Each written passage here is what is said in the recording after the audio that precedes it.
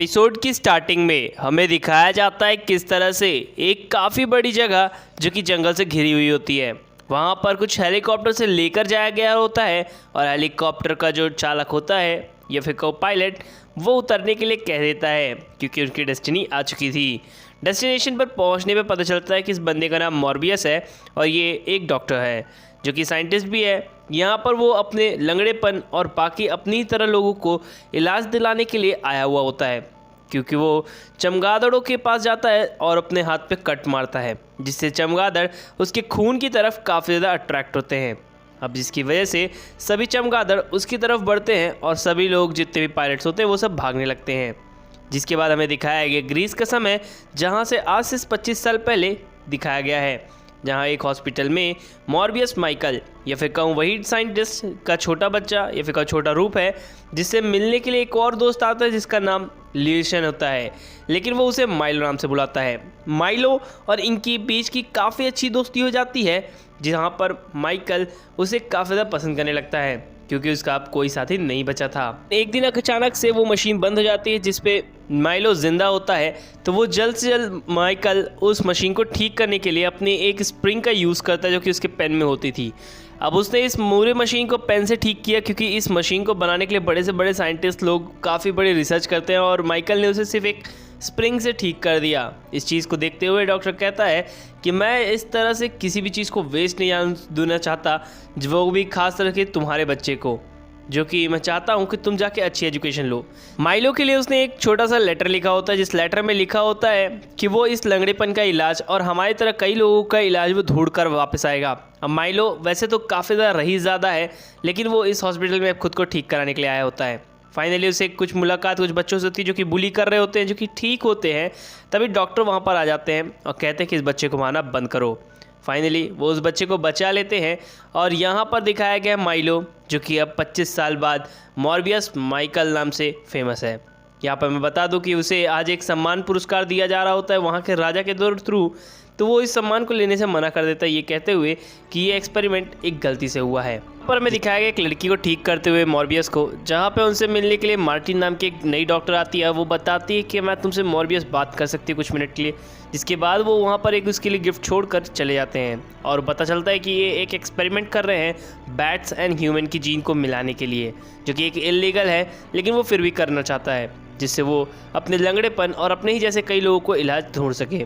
जिस पर वो कहती है कि ठीक है, ये सारी चीज़ें क्या हैं, तुम इन बैट्स का डीएनए अपने डीएनए से क्यों मैच कराना चाहते हो। अब यहाँ पर ये चीज़ें तो सारी क्लियर हो चुकी थी कि अब इनमें सब का साथ मार्टिन भी देने वाली थी। अब मार्टिन बैनरॉक भी इन सभी चीज़ों के लिए काफ़ी ज़्यादा एक्साइटेड थी, इसलिए वो एक एक्सपेरिमेंट चूहे पर करते हैं लेकिन वो चूहा मर जाता है।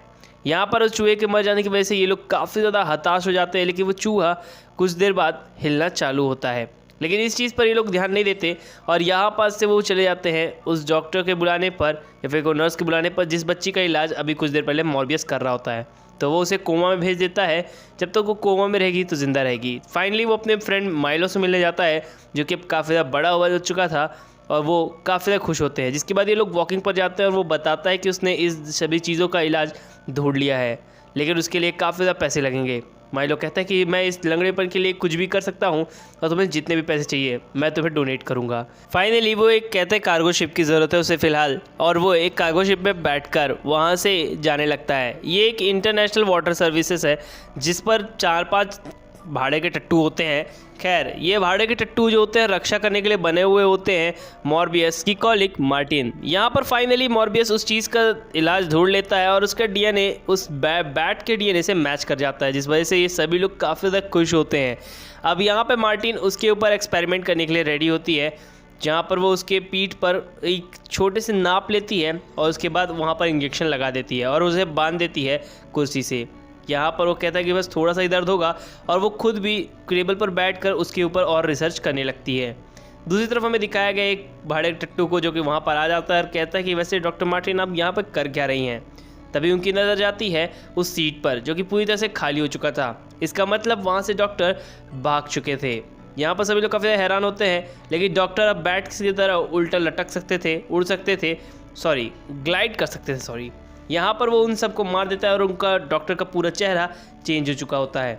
जहाँ पर मार्टिन पीछे की तरफ फटने लगती है कि तभी वो तोड़ देता है दरवाज़ा को और हमें पता चलता है कि वहाँ पे कई सारे जो भाई टट्टू होते हैं वो मारने की कोशिश करते हैं मॉर्बियस को, लेकिन मॉर्बियस उन सब की गांड बजा देता है, बैंड बजा देता है।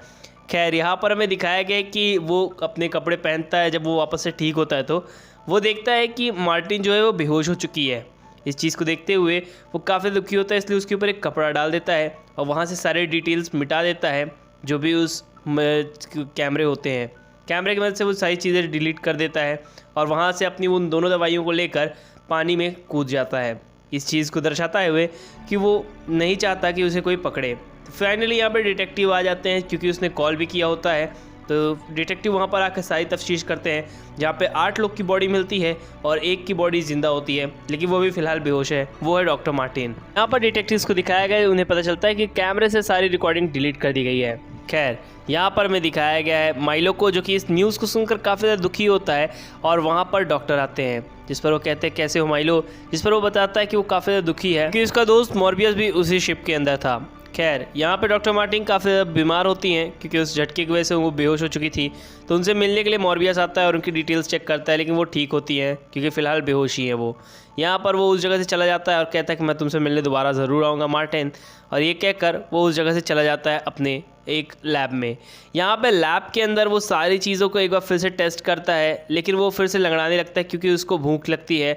तो वो जल्द से जल्द जाकर नकली खून पीने लगता है क्योंकि नकली खून का असर उस पर 6 घंटे का रहता है, जिससे उसका पेट भरा रहता है। अब पेट भरे रहने की वजह से वो वापस से दानव नहीं बनता और वो एक बार फिर से टाइमर सेट कर देता है, यानी कि मॉर्बियस इस टाइम को सेट करते ही अपने पावर्स को चेक करने लगता है कि वो क्या क्या कर सकता है। तो उसने काफ़ी सारी चीज़ें कर ली थी, जैसे इको बीट्स का यूज़ करना, काफ़ी दूर तक इको रेडार का यूज़ करते हुए तो वो अपने आप को भूखा रखने के लिए एक शीशे के अंदर बंद कर लेता है, जिस जगह पे तड़पने लगता है वो। तभी वहाँ पर दिखाया जाता है कि माइलो आया हुआ है।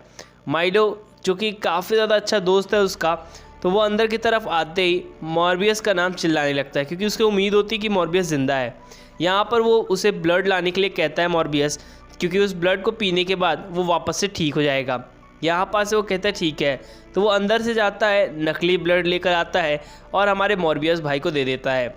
अब माइकल मॉर्बियस इस दवा या दारू जो भी है उसको पीने के बाद काफ़ी ज़्यादा बेहतर महसूस करते हैं। अब यहाँ पर हमें दिखाया गया है कि उस दवा को पीने के बाद वो वापस से ठीक हो जाता है, खून को पीने के बाद, जिस पर माइलो कहता है कि ये कैसे हुआ, मुझे भी वो दवाई दो, मुझे भी ठीक होना है। जिस पर वो बताता है कि ये एक अभिशाप है, तुम इसे नहीं ले सकते हो। जिस पर होता है क्यों, मैं उसे संभाल लूँगा। जिस पर वो कहते हैं इसे कोई नहीं संभाल सकता। इस पर माइलो फिर भी उसे उस दवा को मांग लेता है, लेकिन यहाँ पर माइकल उसे भगा देता है, ये कहते हुए कि अभी तुम चले जाओ यहाँ से। जिसके बाद वो काफ़ी देर सोचता है। दूसरी तरफ डिटेक्टिव्स को दिखाया गया, डिटेक्टिव उस जगह पर आते हैं क्योंकि वो देखना चाहते थे कि मार्टिन कैसी है। तो मार्टिन की तबीयत तो पहले से काफ़ी ज़्यादा बेहतर है, लेकिन उससे जब वो पूछताछ करते हैं तो वो कुछ भी नहीं बताती मॉर्बियस के बारे में कि उसे क्या हुआ और वो कहाँ पर है। जिसके बाद वो लोग चले जाते हैं। फाइनली हमें एक नर्स को दिखाया गया जो कि काफ़ी ज़्यादा डरी हुई सहमी हुई होती है, और तभी उसकी गले पर एक हाथ आकर रुकता है और उसका पूरा खून चूस लिया जाता है उसके पूरे शरीर से, जैसे कि पिछली बार कार्गो शिप में हुआ था।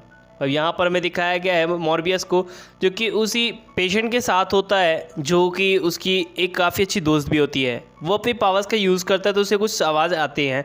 उस आवाज़ों को सुनने के बाद वो तुरंत उस जगह पर पहुँचता है, तो पता चलता है कि जो रात को नर्स वहाँ पर थी उसका पूरा खून चूस लिया गया है। लेकिन मॉर्बियस को ऐसा कुछ भी याद नहीं होता। हो सकता है ये मॉर्बियस ना हो, कोई और हो। खैर, लेकिन मॉर्बियस इस बात से डरा हुआ होता है कि कहीं और लोग की जान न जाए, इसलिए वो अपने बैग को पैक करता है और वहाँ से जाने लगता है, लगड़ाते हुए ये दिखाने के लिए कि वो काफ़ी ज़्यादा एबनॉर्मल है। फाइनली वहाँ पे डिटेक्टिव उसे रोक लेते हैं और उससे पूछताछ करने की कोशिश करते हैं, लेकिन वो मना कर देता है जाने से उनके साथ। जिसके बाद इन दोनों के बीच में काफ़ी बेहतरीन फाइटिंग होती है। तभी डिटेक्टिव को एक चीज़ सुनाई देती है कि एक नर्स का पूरा खून सोख लिया गया है। जिसके बाद वो कहते हैं कि आपको रुकना होगा माइकल। जिसके बाद उसे जेल के अंदर बंद कर दिया जाता है पकड़ के। खैर, यहाँ पे माइकल काफ़ी ज़्यादा दुखी होता है और अपनी सारी बातों को रिकॉर्ड करता है। जिसके बाद सभी लोग उस जगह पर आ जाते हैं, यानी दोनों डिटेक्टिव, और उससे पूछताछ करते हैं। मॉर्बियस की हालत कुछ ठीक नहीं होती है और वो कहते हैं कि उसे भूख लग रही है, तो प्लीज़ उसे वो बैग ला के दे दिया जाए जो कि उसे छत पे मिला था। वो कहते हैं कि अच्छा वो नकली खून वाला, वो बोलता है हाँ। लेकिन यहाँ पर मैं बता दूँ कि मॉर्बियस कुछ भी बताता नहीं है, तो ये दोनों बाहर चले जाते हैं और वो उसे बैग भी नहीं देते जिससे वो खून पीकर पेट भर सके। तभी उसका वकील बनकर वहाँ पर आता है माइलो। माइलो उसे बोलता है कि क्या हुआ दोस्त, तुम यहाँ पर कैसे, जिस पर वो बताता है कि उसने उस नर्स का खून नहीं किया है। यहाँ पर माइलो कन्फेस करता है कि उसने ही उस लड़की का खून पिया है और अपनी स्टिक को वहीं पर फेंक कर उस जगह से निकल जाता है। अब यहाँ पास से वो काफ़ी ज़्यादा ठीक और चुस्त महसूस कर रहा होता है, तो माइकल को समझ में आ जाता है कि माइलो ने यहाँ पे कुछ गड़बड़ी की है। अब वो गड़बड़ी ये होती है कि उसने अभी अभी उस सीरम को लिया होता है, जिसकी वजह से वो खुद भी एक मॉन्स्टर बन चुका था। यहाँ पर वो एक दुकानदार से बात करता है और दुकानदार को ही खा जाता है। खैर यहाँ पर वो चीज़ें नहीं दिखाई गई हैं, जहाँ पे ये सारी चीज़ों को वो सुन रहा होता है माइकल काफ़ी दूर से कि माइलो क्या कर रहा है। माइकल अपने अंदर के एक ताकत और जुनून और पागलपन को देखते हुए तो काफ़ी ज़्यादा लोगों की जान लेता है। वो ये कहता है कि वो काफ़ी ज़्यादा लोगों की जान लेना चाहता है क्योंकि लोग उस पर हंसा करते थे। यहाँ पर वो काफ़ी सारे पुलिस वालों के पूरे खून को सोख लेता है उनके शरीर से ही। और अब माइकल की बारी होती है, जहाँ पे माइलो और माइकल के बीच में एक काफ़ी अच्छी फाइटिंग होती है, यानी कि दोनों दोस्त अब फाइट करने वाले होते हैं।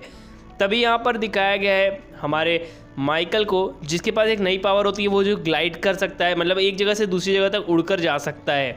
खैर डिटेक्टिव ये सारी चीज़ें देखता है और कहता है कि अभी भी यहाँ पर इन सभी के शरीर से एक चीज़ मिस है और वो है खून। बिल्कुल नहीं समझ पा रहे होते कि ये माइकल मॉर्बियस करना क्या चाहता है। खैर माइलो ये सारी चीज़ों को छोड़कर अभी भी मार्टिन यानी डॉक्टर मार्टिन को देख रहा होता है। काफ़ी लंबे समय से स्टॉक चल रही होती है, मतलब इन दोनों का कुछ होने वाला है। खैर यहाँ पास से हमारी मार्टिन को दिखाया गया है, जो कि एक स्टोर रूम के अंदर आती है और स्टोर रूम के मालिक को कहती है कि अगर उसका कोई पीछा कर रहा हो तो प्लीज़ उसको न बताएं, और ख़ास तौर से एक डिटेक्टिव उसका पीछा कर ही रहा होता है, यानी कि वही। खैर पुलिस वाला उसका पीछा करने पर भी उसे पकड़ नहीं पाता क्योंकि मार्टिन काफ़ी ज़्यादा चालाकी के साथ उस बस के अंदर बैठ जाती है जहां पर मॉर्बियस ऑलरेडी अवेलेबल होता है। मॉर्बियस कहता है कि उसे कुछ बात करनी है और उसने उस नर्स को नहीं मारा, ऐसा वो उसे बताता है। उसे मारने वाला माइलो था, जिसके बाद वो कहती कि ठीक है हम लोग कॉफ़ी शॉप पे चलकर बात करते हैं। फाइनली वो लोग बस से उतरने के बाद सीधे कॉफ़ी शॉप पे जाते हैं, जहाँ पर हमारी जो मार्टिन होती है वो टेस्ट करती है कि उसे कहीं धूप से एलर्जी तो नहीं है, यानी कि मॉर्बियस को। खैर यहाँ पर कुछ नकली नोट बेचने वाले होते हैं, जिसे मॉर्बियस देख लेता है और कहता है कि ठीक है तो मेरे लिए काम करो, मेरी लैब से कुछ ज़रूरी सामान लेकर आ जाओ मेरे लिए इस पते पर। खैर इसके बाद मॉर्बियस उन दोनों व्यक्तियों के पीछे घूमने लगता है जो नकली नोट बेच रहे होते हैं, और उनका पीछा करते करते वो उनके अड्डे तक पहुंच जाता है, जिस पर वो कहता है कि ये जगह मुझे चाहिए। और यहाँ पर लोग जो उन्हें मारने के लिए आए होते हैं, यानी कि मॉर्बियस को मार रहे होते हैं, तो मॉर्बियस उनको डरा देता है और कहता है कि आई एम वेनम।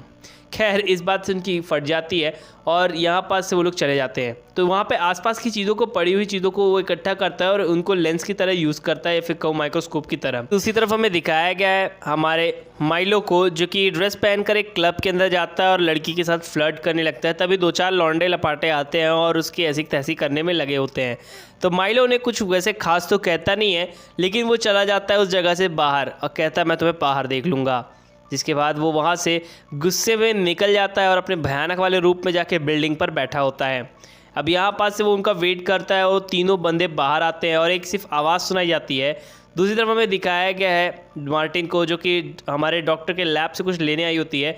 उस चीज़ को माइलो देखता है और कहता है, माइलो से पूछता है कि माइकल कहाँ है, लेकिन वो बताने से मना कर देती है, उसे कहती है कि नहीं पता। जिसके बाद वो वहाँ से चले जाते हैं दोनों। डिटेक्टिव को दिखाया गया जो कि मार्टिन के घर पर आए होते हैं, जिससे वो पता कर सके कि हमारा माइकल किस जगह पर है। यहाँ पर वो पता चलता है कि दोनों एक जगह पर ही हैं। मार्टिन की उंगली कट जाती है, जहाँ पर माइकल को काफ़ी ज़्यादा दिक्कत होती है क्योंकि उसकी ब्लड की महक आती है। खैर यहाँ पर से वो उसे बैंडेज लगाने के लिए कहता है। अब दोनों के बीच में थोड़ा सा गुलू गुलू हो जाता है और थोड़ी बातचीत। खैर माइलो इन सभी को काफ़ी दूर से ही देख रहा होता है, यानी माइकल और मार्टिन को, लेकिन वो कुछ भी नहीं कहता। दूसरी तरफ डिटेक्टिव्स को दिखाया गया जो कि कहते हैं कि जो कल रात में यहाँ पे वारदात हुई है उसके लिए सीसीटीवी कैमरे पे हमें जाकर चेक करना होगा। ये सभी लोग सीआईडी से तो इंस्पिरेशन नहीं ले रहे ना। खैर यहाँ पर न्यूज़ पे दिखाया जाता है, जहाँ पे पता चलता है कि ये सारी चीज़ें मॉर्बियस नहीं, शायद कोई एक और बंदा है जिसका नाम माइलो है, वो कर रहा है। खैर अभी ये सब बातें न्यूज़ पर तो नहीं दिखाई गई हैं, लेकिन माइलो का फेस ज़रूर दिखाया गया है, जिससे डॉक्टर मिलने आते हैं और कहते हैं कि तुम ये सब क्या कर रहे हो, तुम पहले से काफ़ी ज़्यादा बेहतर लग रहे हो। जहाँ पे इन दोनों के बीच में बहस होती है माइकल को लेकर, और इस चीज़ को लेते हुए माइलो उसके पेट पर मार देता है, और ये उनका बचपन का डॉक्टर होता है जो कि उन्हें हमेशा से ही पाल रहा होता है। जिस पर माइलो काफ़ी ज़्यादा गुस्से में होता है और वो माइकल के से बदला लेना चाहता था। दूसरी तरफ मार्टिन को दिखाया गया है, जहाँ पे दोनों बात कर रहे होते हैं, तभी माइकल को कॉल आता है डॉक्टर की तरफ से कि उसकी जान बचा ली जाए, क्योंकि माइलो काफ़ी ज़्यादा गुस्से में है और वो शैतान बन चुका है। जिस चीज़ को देखते हुए माइकल जल्द से जल्द की तुरंत डॉक्टर के पास पहुंचता है, निकोलस के पास। निकोलस को देखता है और निकोलस कहते हैं कि बस उसे रोक लो वरना काफ़ी ज़्यादा लाशें बिछेंगी। जिसके बाद वहीं पर वो मर जाते हैं। अब यहाँ पर जो माइकल होता है वो काफ़ी ज़्यादा गुस्से में होता है, तो वो अपने रेडार वाली पावर्स का यूज़ करता है और आवाज़ को से पता करने की कोशिश करता है कि एक्चुअल में अभी फ़िलहाल माइलो है कहाँ पर। लेकिन माइलो ने अभी अभी उसकी गर्लफ्रेंड यानी मार्टिन को भी ख़त्म कर दिया होता है, उसका पूरा खून पी लिया होता है। इस चीज़ को देखते हुए काफ़ी ज़्यादा गुस्से में होता है और वो अपनी गर्लफ्रेंड का ही खून पी लेता है, जिसके बाद वो और भी ज़्यादा पावरफुल हो जाता है। अब इन दोनों के बीच में एक ज़बरदस्त फाइट होती है, जिस दौरान माइलो उसके पेट पर एक ज़बरदस्त पंच मारता है, जिसकी वजह से उसका पेट फट जाता है। यहाँ पर अभी भी हमारे माइलो को दिखाया गया है जो कि अपनी एक रेडार पावर का फिर से यूज़ करता है, जहाँ पे वो काफ़ी सारे बैट्स को अपने पास बुलाता है और अपने आप को और भी ज़्यादा मजबूत कर लेता है। यहाँ पे वो माइलो देखता है और कहता है कि ये क्या पावर है, जिस पर इन दोनों के बीच में एक फ़ाइट होने वाली होती है। तभी माइकल उसके पेट पर उस दवा को लगा देता है जो कि उसने अभी तक में बनाई होती है, जिसके बाद माइलो वहीं मर जाता है, ये कहते हुए कि मैं तुम्हारा बचपन का दोस्त हूँ। दूसरी तरफ हमें दिखाया गया पुलिस वालों को जो कि ये चीज़ को देखते हैं और कहते हैं कि इतना बड़ा सुरंग कैसे हो गया इस जगह पर। ये देखते हैं कि काफ़ी ज़्यादा मात्रा में चमगादड़ उस गड्ढे से बाहर की तरफ निकल रहे हैं, जिसके बाद ये मूवी यहीं पर स्टॉप हो जाती है। अब हमें पोस्ट क्रेडिट सीन में दिखाया गया माइकल की गर्लफ्रेंड को जो कि ज़िंदा हो चुकी होती है, और सीन शिफ्ट होता है एक और पोस्ट क्रेडिट सीन की तरफ, जहाँ पर हमें दिखाया गया है कि जो हमारे टॉम हॉलैंड वाले यूनिवर्स से बिलोंग करता हुआ जो वल्चर था वो इनकी यूनिवर्स में आ चुका है और एक सेल के अंदर प्रेजेंट था वो, जहाँ पे उसके कपड़े चेंज होते हैं। तो वो कहता है कि ठीक है ये काफ़ी ज़्यादा वियर्ड है लेकिन वो ठीक है। यहाँ पर से एक चीज़ और रिवील होती है कि उसे बाइज्जत बरी कर दिया जाता है इस दुनिया के कोड के हिसाब से, क्योंकि उसने कोई जुर्म नहीं किया है। दूसरी तरफ वो दिखाया गया है कि मिलने के लिए जाता है हमारे मॉर्बियस से। मॉर्बियस भी एक जगह पर खड़ा होता है जहाँ पे वो मिलने आया होता है उस बंदे के साथ, या फिर कहूँ वल्चर के साथ, जहाँ पे वल्चर कहता है कि हम जैसे लोगों को एक साथ हो जाना चाहिए, जिस पर माइकल कहता है क्यों नहीं, अब हमें साथ ही हो जाना चाहिए। इसके बाद मूवी यहीं पर एंड हो जाती है। पता है कि इस पिक्चर की क्वालिटी थोड़ी सी लो है, लेकिन आप लोग मैनेज कर लोगे और इस चैनल को ज़रूर सब्सक्राइब करके जाओगे, क्योंकि अगर आपको एक्सप्लेनेशन अच्छी लगी हो तो प्लीज़ इस चैनल को ज़रूर सब्सक्राइब करना। And loving to all, thank